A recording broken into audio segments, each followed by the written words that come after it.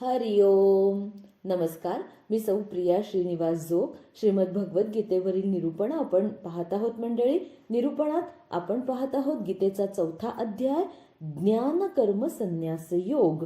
आणि यात आपला कालचा जो श्लोक आहे तो बोलता बोलता 10वा श्लोक थोडासा अपुरा राहिला, तर तो आधी पूर्ण करून नंतर आपण आज 11वा आणि 12वा हे दोनही श्लोक पाहणार आहोत. तर मागच्या भागामध्ये मी द्रौपदी विषयी गोष्ट सांगत होते की भगवंतांचं प्रेम म्हणजे आपला जो मुद्दा आहे की वीत राग भय क्रोधा याच्यासाठीच हे सगळं सांगण्यात आलं होतं की राग म्हणजे अनुराग अनुप्रीती अशा अर्थाने की भगवंतावर जर मनापासून प्रेम केलं आणि त्याला मनापासून जर साथ घातली, त्याचा धावा जर मनापासून केला, तर तो कुठल्या ना कुठल्या तरी रूपात तुमच्या समोर येऊन उभा राहतच असतो. तो सहसा तुम्हाला निराधार कधीच सोडत नाही. म्हणजे ही भगवंतावरची प्रीती आहे, हे भगवंतांवरचं प्रेम आहे. अगदी साध्या साध्या गोष्टीतली रोजच्या दैनंदिन जीवनातली आपल्याला येणारे अनुभव उदाहरणं बघितली तरी हे पटेल. कित्येक वेळेला असं होतं ना, अगदी सहज सहज म्हणून एखाद्या गोष्टीची आपल्या मनात इच्छा होते. आता इतक्या ठिकाणी गीतेमध्ये सुरुवातीपासून सांगितलंय की इंद्रिय दमन करा, इंद्रिय दमन करा. आणि आता मात्र कुठली एक मनात इच्छा येते आणि ती इच्छा अशी अचानक आपल्याला पूर्ण होताना दिसते. किती आनंद मिळतो, किती छोटी असते. सहज माझ्या मनात येतं की वा, कुठेतरी फोटो दिसतो, काय सुंदर चाफ्याची फुलं आहेत ना, आणि माझ्या हातात खरंच एखादं सुंदर चाफ्याचं फुल यावं. हे असे अनुभव तर आपण कित्येक घेत असतो. पण काय होतं ना की हे अनुभव घेतो आणि आपण ते सोडून देतो. तर थोडासा तर त्याच्यावर बारीक विचार करून बघितलं तर मग आपल्या लक्षात येतं की जर आपण भगवंताशी जोडलो गेलेलो असलो तर माझ्या मनात आलेली इच्छा ही त्यांना बरोबर कळली, म्हणजे तशीही ती त्यांना कळणारच आहे. पण मी जर विशेष काही प्रयत्न करून भगवंतांशी माझी जोडणी करून घेतलेली असेल तर ती इच्छा त्यांना अधिक वेगात समजणार आहे. हा आपला भाव आहे, एवढं लक्षात घ्या. आणि मग भगवंतांनाही असं वाटतं की अरे, साध्या चाफ्याच्या फुलाची आजची हिची इच्छा आहे का, करूयात की पूर्ण, त्यात काय एवढं. आणि अचानक कोणीतरी वहिनी येतात आणि त्या अगदी ओंजळभर चाफ्याची फुलं तुमच्या ओंजळीत देऊन तुम्हाला तुमचं मन सुगंधित करून जातात. हे अनुभव भगवंतांविषयीचं आपलं मनातलं प्रेम वाढवण्यासाठी असतात, हे आपल्याला कळलं पाहिजे. म्हणजे मागच्या श्लोकात जे आपण तत्व म्हणतोय ना, की तत्व म्हणजे फार मोठी गहन तत्वज्ञानातली तत्व आपल्याला नाही कळली तरी चालेल, ती आहेतच. ती समजून घेण्याचा प्रयत्न करणाऱ्यांनी अवश्य समजून घ्यावी. पण आपल्याला दैनंदिन जीवनासाठी काय कळतंय, काय आपण त्याचा उपयोग करू शकतो, हे कळणं महत्वाचं आहे. तर हा झाला वीतराग. त्याच्यानंतर भय. अनेक गोष्टींचं भय असतं, मृत्यूचं भय असतं. पण जर भगवंत माझा पाठीराखा आहे अशी मनामध्ये दृढ भावना असेल, श्रद्धा असेल, तर हळूहळू हे भय आपल्या मनातलं नक्की कमी होतं. आणि त्याच्यासाठी सुद्धा दैनंदिन जीवनात अनेकांकडे अनेक अनुभव असतात. आता तिसरा भाग जो आहे महत्वाचा, तो म्हणजे क्रोध. हा क्रोध मात्र अतिरागा आणि भीक मागा. ह्या क्रोधापायी अनेकांची जीवनं उद्ध्वस्त झाल्याची उदाहरणं आपण बघितली आहेत आजूबाजूला. रोज आपण ह्या बातम्या ऐकत असतो. त्यामुळे क्रोधावर मात्र वेळीच नियंत्रण ठेवता आलं तर मात्र ते फार महत्वाचं असतं. कारण हे नियंत्रण दुसरा कोणी आपल्या क्रोधावर ठेवू शकत नाही, तर तो बिचारा तुमच्या क्रोधाचाच बळी होत असतो. त्यामुळे ह्या 3 गोष्टींचा हे सुद्धा एक तत्व आहे, हे जाणता आलं तर मग माझ्या आश्रयाला आलेले अनेक लोक ज्ञानरूप तपाने पावन होऊन माझ्याच स्वस्वरूपात मिळतात. ह्या भगवंतांच्या वाक्याची इथं खऱ्या अर्थाने पूर्तता होते. एक लक्षात घ्या की इथे पावसाचा असो किंवा आपल्याकडून पडलेल्या पाण्याचा एक इवलासा थेंब सुद्धा कशा आणि कुठल्या मार्गाने तो समुद्रापर्यंत जाऊन मिळत असतो, तसंच इथं जन्माला आलेला प्रत्येक मनुष्य प्राणी हा अंतिमतः भगवंतांच्याच चरणाशी जाऊन मिळणार असतो दोन्ही प्रकारे. जसं पूर्ववाहिनी नद्या आणि पश्चिम वाहिनी नद्या, दोनही नद्या शेवटी समुद्रालाच मिळतात. तसं जे ज्ञान साधना करतात, जे कर्म साधना करतात, जे भक्ती साधना करतात ते तर जाणारच आहेत, पण जे काहीच करत नाहीत ना, त्यांच्या उद्धाराची सुद्धा एक वेळ ठरलेली असते. ती वेळ आली की त्यांना आपोआप बुद्धी होते आणि ते सुद्धा शेवटी भगवंतांनाच जाऊन मिळणार असतात. यानंतर आपण 11वा श्लोक पाहूयात. श्लोक असा आहे, ये यथा मां प्रपद्यन्ते तांस्तथैव भजाम्यहम् मम वर्तमानुवर्तन्ते मनुष्याः पार्थ सर्वशः. विनोबाजी म्हणतात, भजती मज जे जैसे भजे तैसाची त्यासमी माझ्या मार्गास हे येती लोक कोणी कडूनही. अर्थ असा आहे की भगवंत अर्जुनाला सांगतायत की अर्जुना, जे ज्या हेतूने माझ्याकडे येतात त्यांना तसंच फळ मी देतो आणि शेवटी सर्व लोक हे नेहमी माझ्याच मार्गाचं अनुसरण करत असतात. आता ईश्वराशी मन्मया उपाश्रिताः आणि मद्भाव मागताः, आपण हे 3 भाग मागच्या श्लोकातच बघितले. तर ह्या सगळा जो भाव आहे हा अनन्य भाव आहे. आणि हा भाव जो जपतो तो अनन्य भक्त. आणि मग या अनन्य भक्ताचं इथं भगवंतांनी हे वर्णन केलंय. आणि मग भगवंतांच्या कदाचित असं मनात योजना असावी की या भक्तांचंच थोडंसं अधिक अर्जुनाला वर्णन सांगावं, कारण शेवटी कसं आहे ना की भक्त वेगवेगळ्या भावनेने भक्ती करतात, पण शेवटी ते सर्वजण एकाच प्रकारच्या भक्तीनं, म्हणजे अंतिम काय हेतू असतो किंवा भावना असते तर परमेश्वराची प्राप्ती. आणि मग सगळे मार्ग छोटे छोटे ओहोळ नदी नाले सगळे शेवटी कुठे येऊन मिळतात तर सागरालाच येऊन मिळतात. म्हणजेच याचा पुढेही आपण सगळा पुढच्या अध्यायांमध्ये विस्तार पाहणारच आहोत. परंतु इथे हे भगवंतांचं सुतोवाच आहे की इतर देवतांच्या तुष्टीसाठी केली जाणारी साधना आणि भगवंतांची अनन्यपणे केली जाणारी भक्ती यातला भेद आहे हा. आणि देवतांसाठी यज्ञ करणाऱ्यांना इष्टफल लवकर मिळतं असं सांगितलंय. आणि आपल्याला हा अनुभव आहे व्यवहारात की शक्ती आणि बुद्धीची देवता आपण गणपती आणि मारुती मानतो. लहान मुलांना आपण हमखास सांगतो की रोज सकाळी गणपती स्तोत्र म्हणत जा, अथर्वशीर्ष म्हणत जा, भीमरूपी स्तोत्र म्हणत जा. म्हणजे काय होईल तर तुला ताकद चांगली मिळेल आणि म्हणजे शक्ती मिळेल आणि तुझी बुद्धी सुद्धा खूप म्हणजे तू हुशार होशील, शाळेमध्ये तुझा चांगला नंबर येईल. हे लहानपणापासून बिंबवलेलं असतं. सरस्वतीची आराधना करावी म्हणजे सुद्धा काय होतं की ही विद्येची देवता आहे तर ती प्रसन्न झाली की पुढे विद्याभ्यासामध्ये अडथळे येत नाहीत. असं प्रत्येक ह्या देवतांच्या उपासनेचं महत्त्व आपल्याकडे सगळ्या या पुराणांमध्ये दिलेलं आहे. आणि आपण ही सगळी व्रतवैकल्य, आता 16 सोमवारचे उपास करतात लोक, तर ते कशासाठी करतात? मोक्षप्राप्तीसाठी. कुणी 16 सोमवारचा उपास केलेलं मी तरी आजवर ऐकलं नाही. त्याला तर काही लोक संकट सोमवार असंही म्हणतात. काहीतरी मनामध्ये हेतू ठेवून केलेलं हे व्रत आहे, ही अनुष्ठानं आहेत. आणि ही सगळी शेवटी आपण जो यज्ञ ही जी संकल्पना बघितली की नाही, त्या यज्ञ संकल्पनेशीच हे सगळे जोडलेले छोटे छोटे धागे आहेत की मनामध्ये काहीतरी आपल्या कुटुंबाचं कल्याण व्हावं म्हणून आपण काही गोष्टी करतो.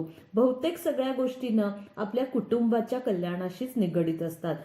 तसं म्हटलं तर म्हणजे कुटुंब वत्सल माणूस हा इतकाही स्वार्थी नसतो. फक्त माझं वैयक्तिक म्हणून तो कुठलीच गोष्ट करत नाही, तर कुटुंबानां सहकुटुंबानां, म्हणजे आपण सत्यनारायणाच्या पूजेत सुद्धा जो संकल्प आधी करून घेतात की नाही गुरुजी आपल्याकडून, त्याच्यात सुद्धा बघा सहकुटुंबानां अशीच संकल्पाची ती ओळ आहे. कारण सगळ्या कुटुंबाचं जर स्वास्थ्य असेल, सगळ्यांचं सुख असेल, सगळ्यांचं आरोग्य असेल, तरच मला त्या कुटुंबात राहून आनंद मिळणार आहे ना. आणि मग संतांची त्याची कुटुंबाची व्याख्या थोडी विस्तारलेली आहे, थोडी का भरपूर विस्तारलेली आहे. वसुधैव कुटुंबकम म्हणजे ही संपूर्ण पृथ्वी हेच त्यांनी कुटुंब मानलंय. आणि म्हणून माऊली पसायदानामध्ये काय मागतात की जो जे वांछील तो ते लाहो, की ज्याला ज्याला जे जे पाहिजे ना भगवंता दे, तू खुशाल दे, अगदी मुक्त हस्तानी दे. म्हणजे तरी काय आहे ना, एकदा लहान मुलाला बघा ना, सारखं काहीतरी भुणभुण भुणभुण चालू असते, हट्ट चालू असतो. मग त्याला शेवटी आई काय म्हणते की हे बघ, आताच्या ह्या परीक्षेत जर तुला चांगले मार्क मिळाले ना तर मी तुला ते घेऊन देईन. आणि मग लहान मूल सुद्धा काय करतं, अगदी ती वस्तू हवी असते ना म्हणून छान अगदी अभ्यास वगैरे करतो, मार्क चांगले मिळवतो आणि त्या वस्तूची त्याची प्राप्ती त्याला होते. मग एकदा का ती वस्तू मिळालेली असते, अभ्यासही चांगला झालेला असतो, साहजिकच त्याचं कौतुक होत राहतं. आणि मग पुढचे काही दिवस हे जरा शांततेत जातात. पुन्हा नवीन टूम येईपर्यंत हा हट्ट थोडा मागे पडतो. म्हणजेच काय की जशी लहान मुलाची ही गोष्ट आहे तीच आपली मोठ्यांची गोष्ट आहे ना, की मनामधली खतखत एकदा का मला हे हवं होतं, ते हवंय, एकदा का पूर्ण झालं, झालं का बाबा, झाला का पोटोबा शांत, आता तरी जायचं का विठोबाला, हे जे संत मंडळी किंवा कीर्तनकार प्रवचनकार थोडंसं गमतीचा भाग म्हणून असं सांगतात की नाही कीर्तनात, ते बरोबरच आहे ना, की सगळ्या बाजूंनी आपली म्हणजे सगळे प्रश्न प्रश्न प्रश्न एकदा का सगळ्याची उत्तरं मिळाली की मग डोकं ताळ्यावर येतं की नाही आपलं. मग आपल्याला काम करावंसं वाटतं. आणि मग हा जो दिव्य जन्म दिव्य कर्म याच्यासाठी विवरण करण्यासाठी म्हणून अजून पुढे भगवंतांनी 12व्या श्लोकामध्ये अर्जुनाला एक थोडा वेगळा विस्तार करून सांगितलेला आहे. आणि 11व्या श्लोकातला हा जो भाग आहे की मम वर्तमानुवर्तन्ते मनुष्या पार्थ सर्वशः, म्हणजे काय की शेवटी आपण कोणाला अनुसरणार आहोत तर भगवंतांनाच. म्हणूनच आपण म्हणतो ना की प्रत्येकामध्ये भगवंत म्हणजे वास करतो. म्हणून आपण व्यवहारात सुद्धा आपल्या अवतीभोवती जे जे चांगलं आहे ते ते आपण उत्तम ते आत्मसात करून घेण्याचा प्रयत्न करतो. म्हणजेच काय, आपण इनडायरेक्टली भगवंताचंच अनुसरण करतो ना, कारण आपली ही भावना दृढ आहे की नाही की जे जे चांगलं, जे जे उत्तम, जे जे पवित्र, जे जे शुद्ध ते म्हणजे भगवंत. आणि परमेश्वराला प्राप्त होणं, मोक्ष प्राप्त करणं हे इतकं अवघड आहे म्हटलं तर, पण श्रेष्ठही आहे. मग तसाच प्रयत्न सगळेच जण का बरं करत नसतील, तर त्याच्यासाठी म्हणून भगवंत 12व्या श्लोकामध्ये अर्जुनाला सांगतायत, कांक्षन्तः कर्मणां सिद्धी यजन्त इह देवताः क्षिप्रं हि मानुषे लोके सिद्धिर्भवति कर्मजा. विनोबाजी म्हणतात, जे कर्म सिद्धी वांछूनि यजिती येथ दैवते मनुष्यलोकी कर्माचे पावती फळ शीघ्रते. अर्थ असा आहे की कर्मफळाची इच्छा करणारे लोक ह्या लोकात देवतांची उपासना करतात, कारण ह्या मनुष्यलोकी तशा कर्माची सिद्धी ही लवकर मिळत असते. आणि कारण असं आहेच ना की भगवंतांनी ना या सगळ्या देवदेवतांना एक वरदान दिलेलं आहे की कशासाठी, जो जे वांछील तो ते लाहो. मला काय हवंय, मला परीक्षेत यश हवंय, करा गणपती बाप्पाचं 21 संकष्ट्या किंवा काही नाही तर 21 प्रदक्षिणा मारा, 21 वेळेला अथर्वशीर्ष म्हणा. गणपती बाप्पा इतके सगळ्यांचे लाडके हो, अगदी प्रसन्न होतात आणि मला अपेक्षित यश देऊन जातात. मग माझी गणपतीवर अधिकच श्रद्धा बसते, शक्ती हवी आहे. मग समर्थांनी तर त्यावेळेला काय सांगितलेलं, मारुती मंदिरांची कशासाठी स्थापना केली, बल आणि बुद्धी हा समाजामध्ये एक महत्वाचा भाग जो आहे तर त्याचं म्हणजे पुनरुत्थान करण्यासाठी. कशासाठी, तर स्वराज्य मिळवण्यासाठी, ज्याच्यासाठी शिवाजी महाराजांची अथक धडपड चाललेली होती. मग त्या सत्कार्याला पुष्टी देण्यासाठी म्हणून तर समर्थांनी ही मारुती मंदिरांची स्थापना केली, त्याच्या योगे व्यायाम मंडळांची स्थापना केली आणि गावातला तरुण ह्या व्यायाम मंडळात येईल, व्यायाम करेल, शक्तीची प्राप्ती करून घेईल आणि ही सगळी शक्तीची जोड या स्वराज्याच्या कामी उपयोगाला येईल, असा सगळा हा समर्थांचा दूरदृष्टीनं विचार करून केलेला एक मोठा कार्यभाग होता. आणि ह्या कार्यभागाला खूप मोठ्या प्रमाणावर यश आलेलं आहे, कारण कर्मजा सिद्धी त्यांनी स्वतः आधी करून दाखवलंय. फक्त बोलले का नाही, आधी केले मग सांगितले.